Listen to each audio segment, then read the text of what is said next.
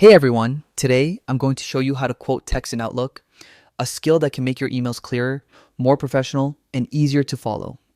Whether it's for work or personal messages, knowing how to quote text will help you emphasize key points or refer back to previous conversations effortlessly. To start, log in to Outlook. Just head to Microsoft's official website, navigate to Outlook, and click the Sign In button.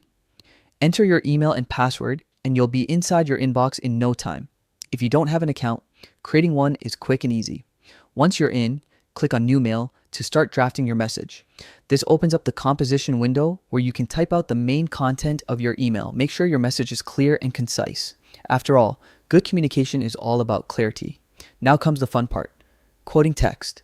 Highlight the section of your message you want to quote. Think of it like using quotation marks in a conversation. It helps draw attention to specific points or reference previous emails.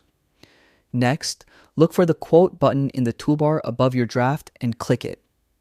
You'll see your selected text get formatted differently, usually indented or marked with a vertical line.